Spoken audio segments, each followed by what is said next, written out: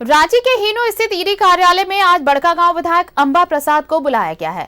इससे पहले बुधवार को अपने पिता के लिए खाना और दवा लेकर विधायक अंबा प्रसाद ईडी दफ्तर पहुंची थी। इस दौरान उन्होंने मीडिया से बातचीत की और कहा कि वो सहयोग कर रही हैं, एजेंसी को फिर भी परेशान किया जा रहा है।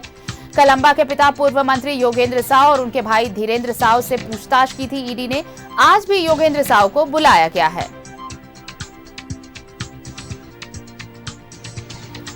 सहयोगी दीपक उरांव हमारे साथ जुड़ रहे हैं ज्यादा जानकारी लेकर। दीपक, देखिए, कल योगेंद्र साव से पूछताछ की ईडी ने, आज बड़कागांव विधायक अंबा प्रसाद को बुलाया गया है पूछताछ के लिए, लेकिन कल भी कुछ सवाल अधूरे रह गए थे जिनके जवाब के लिए आज फिर योगेंद्र साव भी पहुंचेंगे।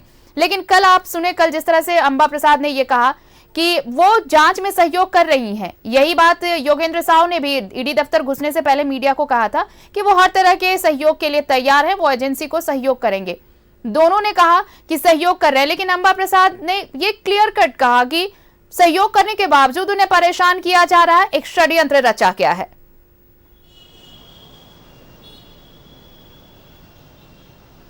जी बिल्कुल, देखिए, जमीन पर कब्जा करने और बालू की अवैध तरीके से खनन करने को लेकर के ईडी लगातार पूछताछ कर रही है।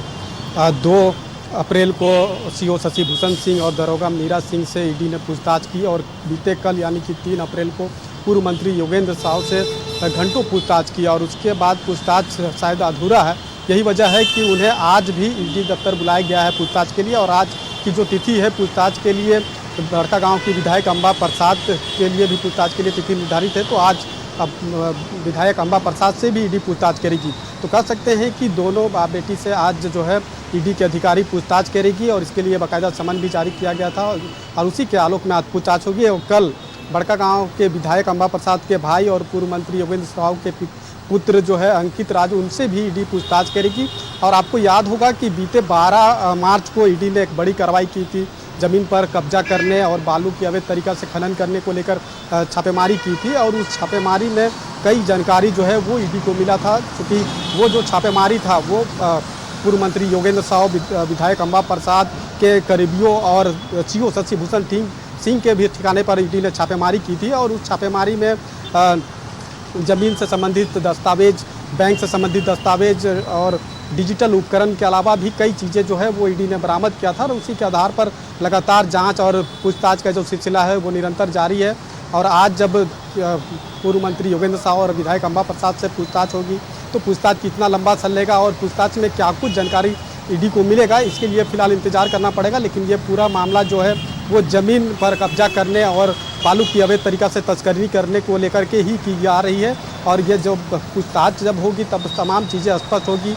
हालांकि ये बात ज़रूर है, कल पूर्व मंत्री योगेंद्र साव जब पूछताछ के लिए ईडी दफ्तर पहुंचे थे और पूछताछ में जो पूछताछ हुई है उससे पहले जो मीडिया से मुखातिब हुए तो उन्होंने साफ तौर पे इस बात को कहा कि उन्होंने कहीं पर भी कोई ज़मीन पर जो है कब्जा उन्होंने नहीं की है।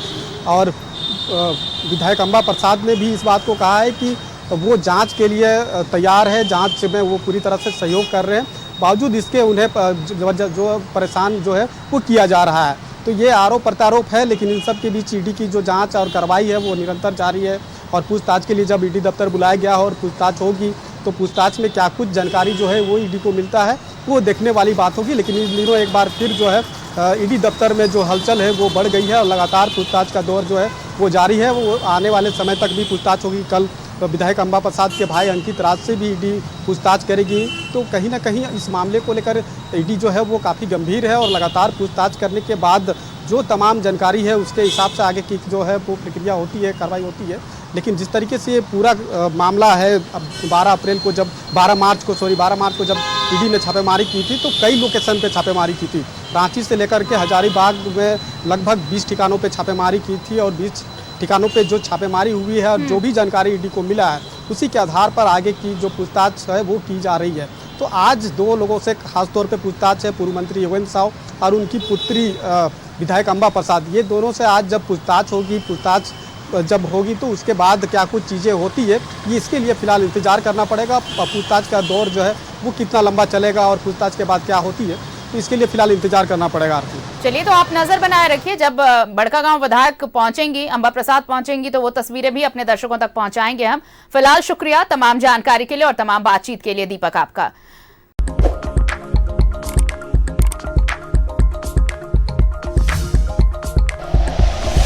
Like and share videos, subscribe करें हमारा चैनल और प्रेस करें बेल आइकॉन। न्यूज़ 11 भारत, सच है तो दिखेगा।